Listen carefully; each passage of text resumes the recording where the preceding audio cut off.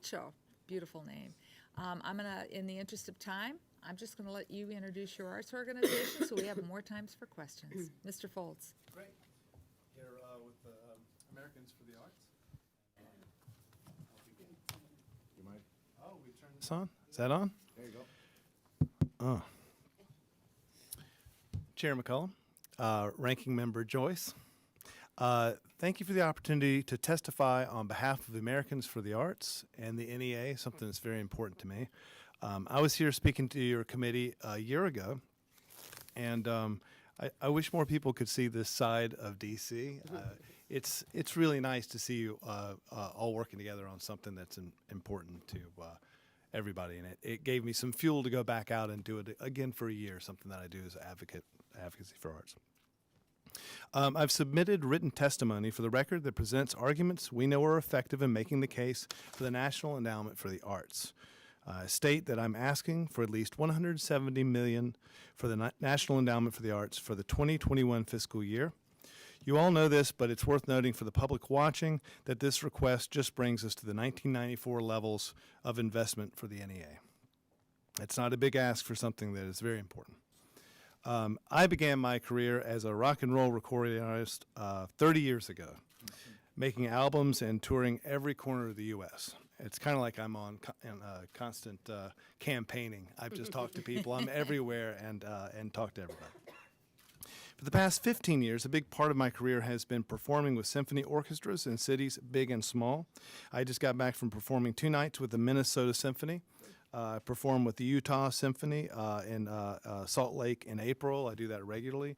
Tacoma Symphony Orchestra in November. I've done them all.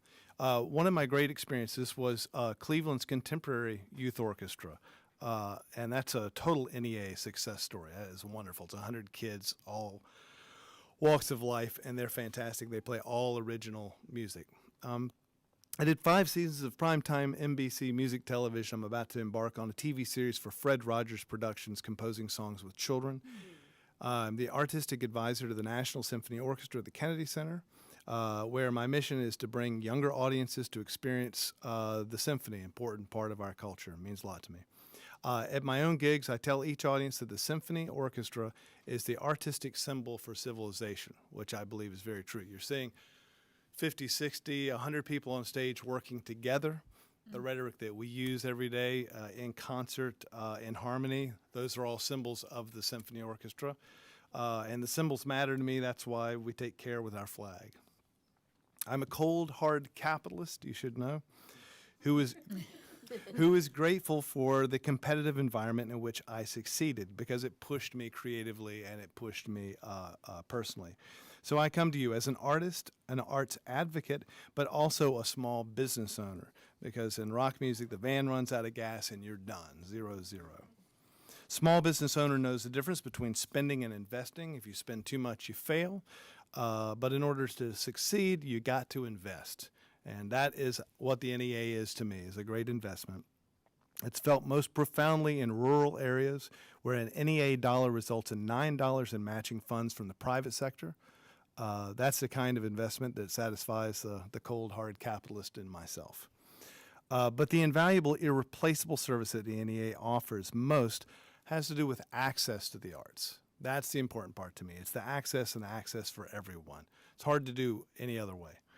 It's not as much about supporting the arts, which is important, but it's about finding ways for the arts to support and help us. It's putting the arts to work, and you see that every day if you tour as much as I do.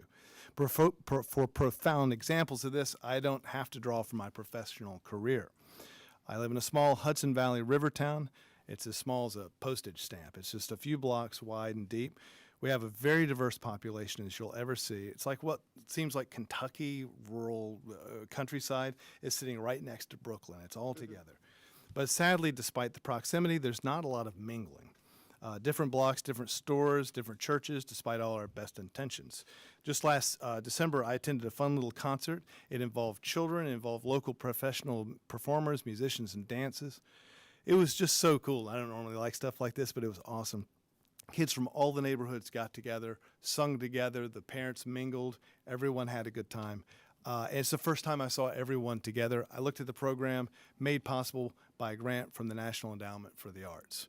And they nailed it. They nail it all the time. And the people in the community made it work all the way to whatever level this has to come down from. We have a lot of arts money in Hudson, but I've never seen it bring people together like that. I think I'm out of time, so I'm just going to say that 170 million is not 50 cents on a year per person. It's not quite 50 cents. Over my lifetime, I see it increase at $1 per capita. Thanks for your time. Wonderful.